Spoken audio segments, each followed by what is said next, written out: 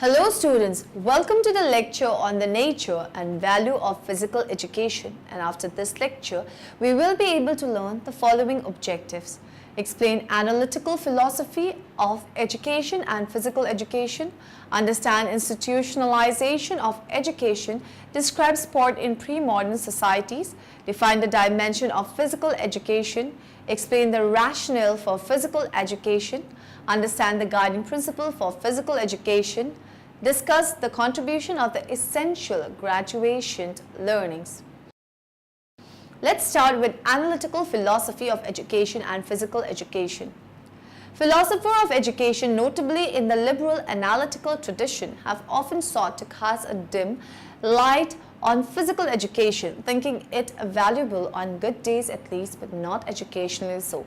It is necessary if we are to have a reflective view of the philosophical torrent in which sense can be made of the concept of physical education to understand a little of the nature of philosophical thinking. The work of phenomenologists and hermeneutists has tremendous potential to offer understanding of our experiences in the activities that comprise physical education, whether in sport, games, play, or even dance. The Petersian thesis was summarized thus: education implies the transmission of what is worthwhile to those who become committed to it. Education must involve knowledge and understanding and some kind of cognitive perspective which are not inert, and education at least rules out some procedure of transmission on the grounds that they lack wittiness and voluntariness on the part of the learner. Now we will discuss institutionalization of education. Institutionalization is defined as a process where social facts became manifested as social organization, which eventually made education an important element of a society. Modern society in particular, thus leading to the emergence of an educational system. As a result of the process, education became distinguishable from other areas of social life. Institutionalization has also triggered the professionalization of education, which is to say that education started relying on professionals who possess theoretical competence, knowledge, and teaching competence. They know how to pass on the knowledge necessary to educate a young generation. Education shall be understood as a process in the way of which individuals acquire knowledge, skills, and personality traits, and as a condition of a given society with regard to the knowledge it possesses. This idea of education aroused in 18th century conceptions and was strictly related to the trust in rational thinking and the faith in the human mind. It sought to foster a higher level of enlightenment in societies. It will also understand education as a process of teaching and acquisition of skills that occurs as part of a certain system of schools which have been entrusted with the process by a society. Institutionalization tendencies were pronounced during the Middle Ages as royal courts and the church increasingly needed educated people. As a matter of fact, the church was already taking care of organizing an educational process during which young boys learned the skills that a knight needed to possess. Monastery also became, as we would put it today, research centers which studied the Bible, logic, rhetoric, and research natural sciences. Schools also appeared that taught people to read and write and held classes in religion. The institutionalization of education continued its progress during the Renaissance, when elementary schools and universities were joined by secondary level education provided at colleges and gymnasiums. The 20th century also witnessed the first signs of a crisis in education, including the following phenomena and processes. The transition to mass education caused a general decline in the quality of education. The number of teachers and the range of their responsibilities increased disproportionately. The cost of education escalated while the quality of education declined. Curricula and educational programs failed to keep up with the rapidly changing economic and social situation. Educational programs were subordinated to ideologies which prevailed in a society. All kinds of certificates were debased as a result of growing numbers of holders of such certificates. Education was not adjusted to the market demands and needs. Even though educational system shows signs of a crisis, the role of education in modern societies has been on a steady rise. The fundamental good of modern societies is the intellectual capital built by the education, knowledge, skills, information and experience possessed by citizens. Physical education is a lifelong, complex and multifaceted learning process that allows human beings to become participants of social life and culture, most notably the particular area of culture that is physical culture. Physical education, thus understood, is identical with socialization into physical culture. Physical education is an intentional and planned process conducted by professionals in the course of which people obtain training and education and acquire skills in all kinds of physical activities. Physical education, thus understood, is a domain of educational system and constitute an element of training and educational programs in school.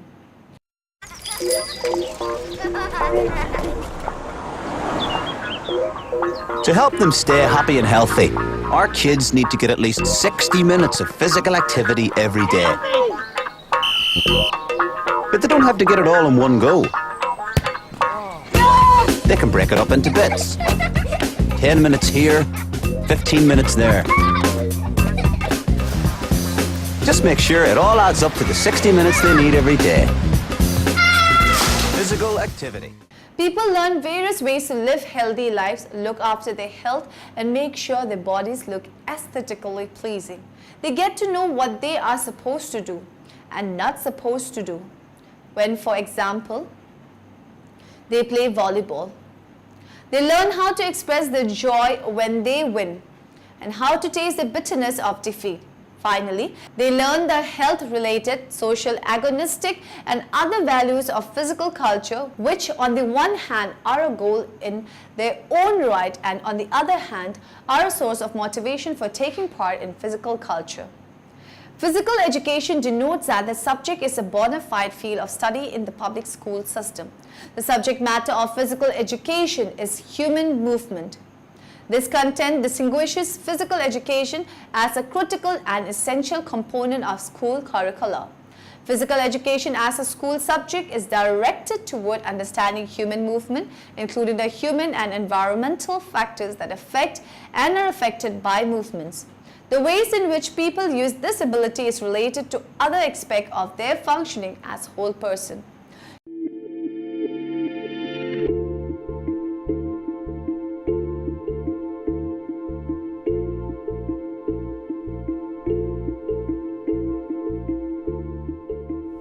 PE is the only time in school we get to be active, learn to move, and get fit. We used to have PE every day, and now we have it only once a week, if at all. I know you want us to study, but we need to move too. When we sit too much, we can't concentrate. Adults should remember that we are kids, and that too much sitting isn't healthy. If we were more active, we would learn better. We need more PE.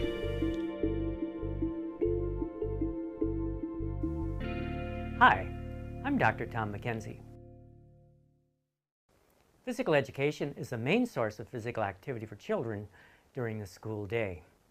Parents and other adults, including teachers and school board members, play important roles in ensuring that children have regular access to physical education and that children get enough physical activity. Here are some facts. Health authorities recommend children get at least 60 minutes of moderate to vigorous physical activity daily. Most children do not get enough, and sedentary living is one of the most challenging public health problems.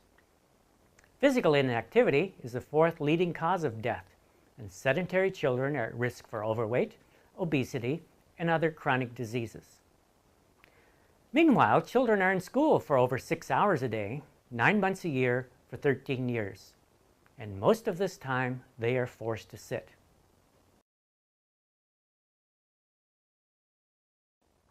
Research is showing that physical education programs are essential in helping children accrue physical activity minutes.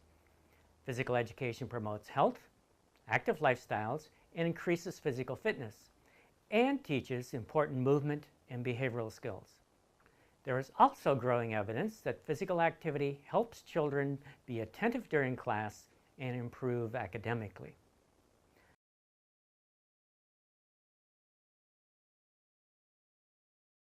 The National Association for Sport and Physical Education, NASPE, recommends elementary school students receive at least 150 minutes of physical education weekly, and that secondary school students receive 225 minutes. The majority of students do not receive this. Barriers to quality physical education include inadequate schedules, limited equipment and space, and lack of certified physical education teachers.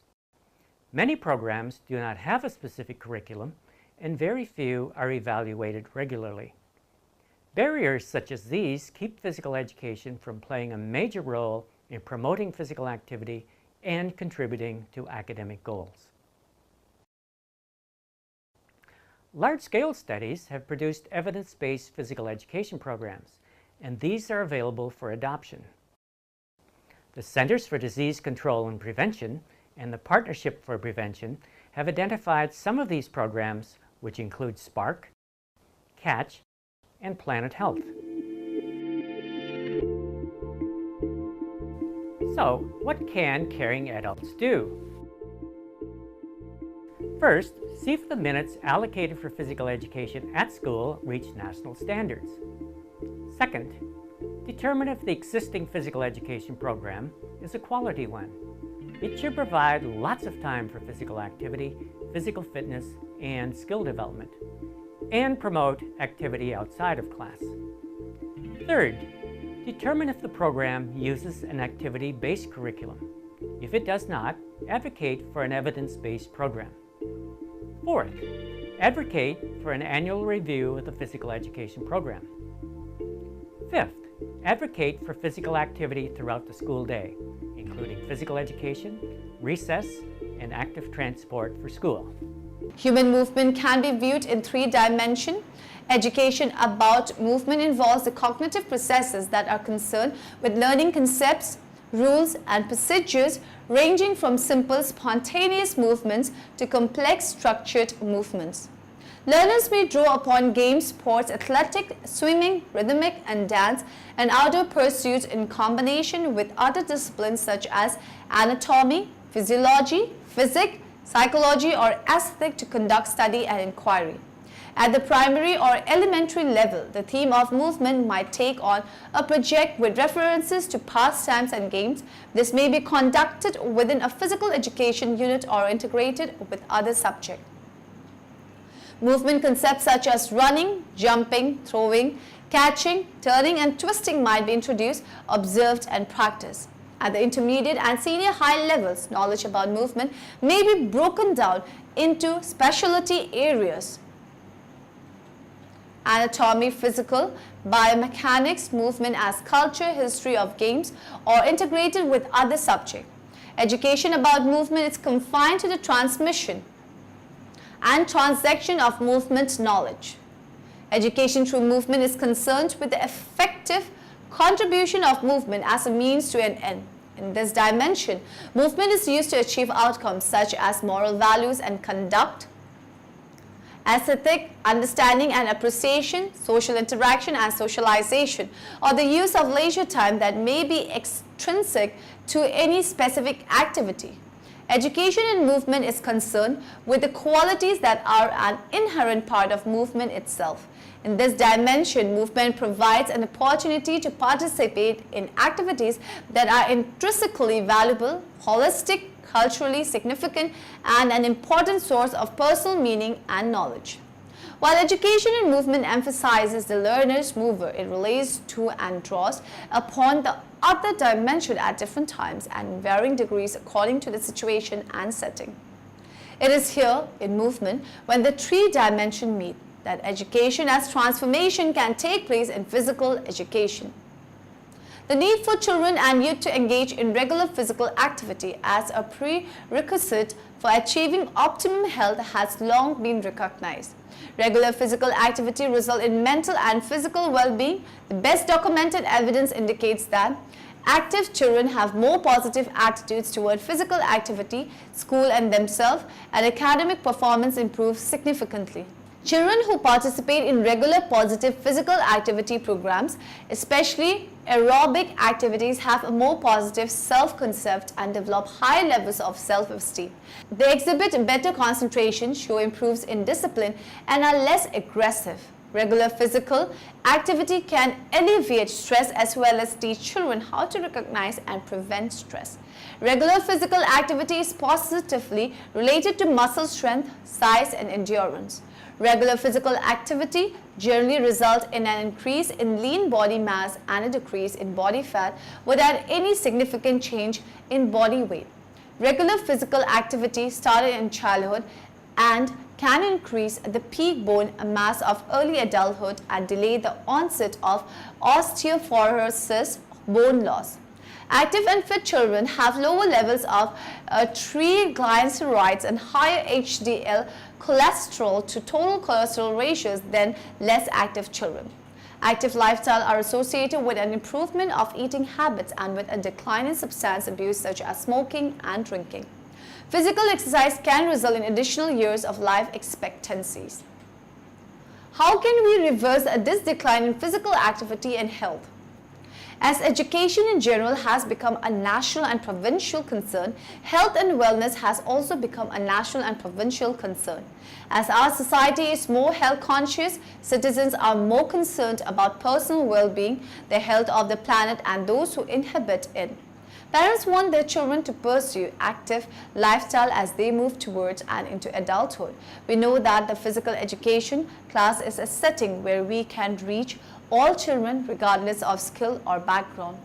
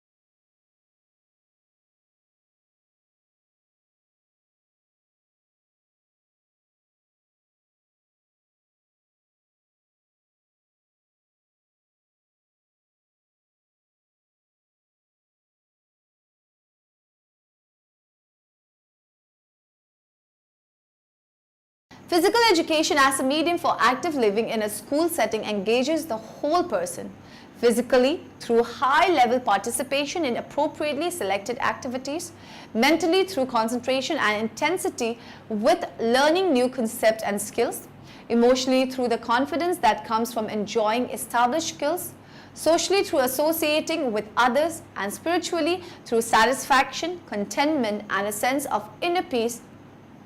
Active living contributes to individual wellness through the innate experience of the moment and is reinforced on a daily basis through the knowledge, skills, and feelings of enhanced self-esteem and wellness that develop over time. Active living is a way of life in which physical activity is valued and integrated into daily living. Active living is anchored in three fundamental axioms that lead to the guiding principles for school physical education. Individual, it recognizes that people are active for all sorts of reasons: work, play, challenge and achievement, health and personal development, contemplation and relaxation, creative and cultural expression, and social interaction. Social, it focuses on the individual, but it also recognizes that social norms and values, available resources, influences, learners, and other factors affect our choices and opportunities for participation. Our choices in turn affect these factors. Inclusive, it provides essential ways to express who we are as individuals or groups. It is a right of all Canadians, regardless of ability, age, gender, race, ethnic background, religion, socioeconomic status, or educational achievements. Active living is a more than personal well-being. An active living philosophy acknowledges learners as being multi-dimensional person in an interdependent world. Rooted in the active living axioms, a rationale for physical education must be conceptualized in a way that starts with a holistic view of learners within a societal and ecological context. This conception must identify the interdependence of personal health and with societal health and environmental or ecological health. The challenge for physical education is to engage learners in experiences which require them to take personal responsibility for active and healthy lifestyle while critically examining how society and the environment influences individual health in both positive and negative ways. Here we will discuss the guiding principles for physical education. The guiding principles are statements of belief about physical education as a subject within the education system of our province. We will discuss them one by one. Physical education, entrenched in active living, promotes a way of life in which physical activity is valued, enjoyed, and integrated into daily life, promotes the principle of individual choice by responding to learners' individual needs, interests, and circumstances, provides a unique contribution to lifelong development of all learners, enhancing their physical, cognitive, social, emotional, and spiritual well-being, facilitates learning processes which encourage critical thinking, thereby affecting the learner's personal wellness and the well-being of society, nurtures individual self-reflection and consciousness which preserve human rights and the development of supportive and sustainable environments for all citizens, assists in the development of a whole worldview, and empowers the learner to become proactive within the local, regional, and global context for active living. Adjusting the focus. A quest for quality daily physical education. In adjusting the focus of physical education in Newfoundland and Labrador, the curriculum framework promotes the ideal of quality daily physical education as a means to achieving its purpose. Physical education on a daily basis establishes the foundation for active living by providing experiences which enhance the learner's knowledge, attitudes, and skills toward a wellness lifestyle. Quality daily physical education progress are those which are provided in a balanced and planned manner and are equitably taught to all learners throughout the entire school year as a valued and integral part of the entire educational process, and are facilitated by qualified physical educators who are competent, enthusiastic, and equitable in all respects. Physical education specialists serve as resource teachers in developing active living schools. A program of quality daily physical education includes an individualized learner-centered pedagogy, a wide range of experiences to meet the diverse needs, abilities, and interests of all students, health-related fitness activities and motor skill-related fitness activities, fun, fair play, successful outcomes, leisure, recreational, competitive opportunities through intramural and extramural programming, environmental and social awareness, opportunities for learners to take responsibility for designing, achieving, and maintaining physical activity beyond the school year and into the future, supportive parents, staff, and administration, 150 minutes or more of instructional time in the weekly timetable, adequate facilities and equipments. Now we will discuss the contribution of physical education. Aesthetic expression graduates will be able to respond with critical awareness to various forms of the arts and be able to express themselves through the arts. Citizenship. Graduates will be able to access social, cultural, economic and environmental interdependence in a local and global context. Communication. Graduates will be able to use the listening, viewing, speaking, reading and writing modes of languages and mathematical and scientific concepts and symbols to think, learn and communicate effectively. Personal development. Graduate will be able to continue to learn and to pursue an active, healthy lifestyle. Problem solving. Graduate will be able to use the strategies and processes needed to solve a wide variety of problems, including those requiring language and mathematical and scientific concepts. Technological competence. Graduates will be able to use a variety of technologies, demonstrate an understanding of technological application and apply appropriate technologies for solving problems. Spiritual and moral development. Graduates will be able to demonstrate understanding and appreciation for the place of belief systems in shaping the development of moral values and ethical conduct. Physical education, viewed as education in, about and through movement, contributes to these essential graduation learnings as follows. Personal development.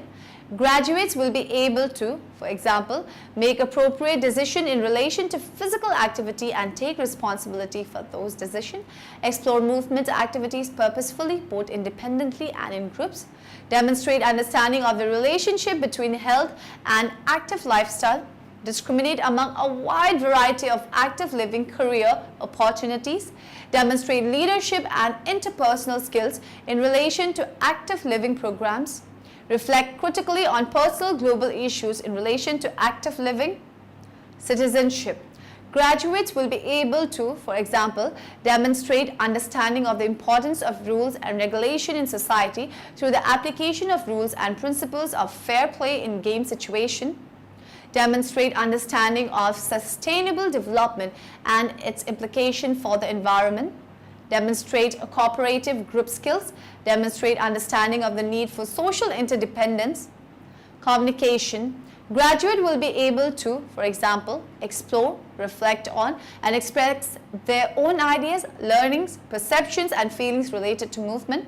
Demonstrate understanding of facts and relationship presented through words, numbers, symbols, graphs, and charts in relation to game or group activities. Access, process, evaluate, and share information relating to health and active living. Present information and instruction clearly, logically, concisely, and accurately for a variety of audiences. Interpret, evaluate, and express data in everyday language. Critically reflect on and interpret ideas presented through a variety of media. Problem-solving. Graduates will be able to, for example, identify, describe, formulate, and reformulate movement problems, formulate tentative ideas, and question assumption to solve movement problems individually and collaboratively. Acquire, process, and interpret information critically to make informed decisions related to active living. Use a variety of strategies and perspectives with flexibility and creativity for solving problems.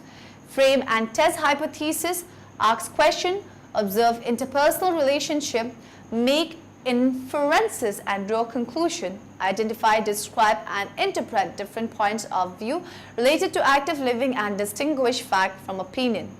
Aesthetic expression. Graduate will be able to, for example, use various movement as a means of formulating and expressing ideas, perception, and feelings, demonstrate understanding of the contribution of movement to daily life, cultural identity and diversity, and the economy.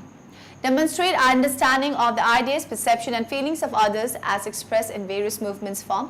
Demonstrate understanding of the significance of cultural resources such as gymnasium and outdoor recreational facilities. Technological competence.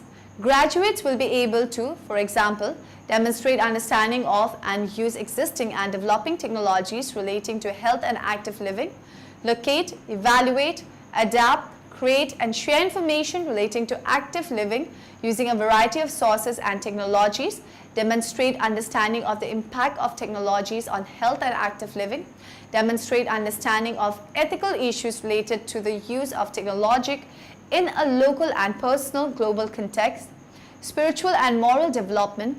Graduate will be able to, for example, demonstrate an understanding in game situation that rules of ethical conduct are for the good of society, demonstrate a commitment to an active living philosophy that is consistent with the pursuit of peace, social justice, and respect for the sacredness and dignity of human life, demonstrate an understanding that their actions involve the goods of others as well as oneself. Now in the end, let us summarize what we have learned in this lecture. Philosophers of education, notably in the liberal analytical tradition, have often sought to cast a dim light on physical education, thinking it valuable on good days at least, but not educationally so. Education shall be understood as a process in the way of which individuals acquire knowledge, skills, and personality traits, and as the conditions of a given society with regards to the knowledge it possesses. Institutionalization is defined as a process where social facts become manifested as social organization, which eventually made education an important element of a society, modern society in particular, thus leading to the emergence of an educational system. Physical education denotes that the subject is a bona fide field of study in the public school system. The subject matter of physical education is human movement.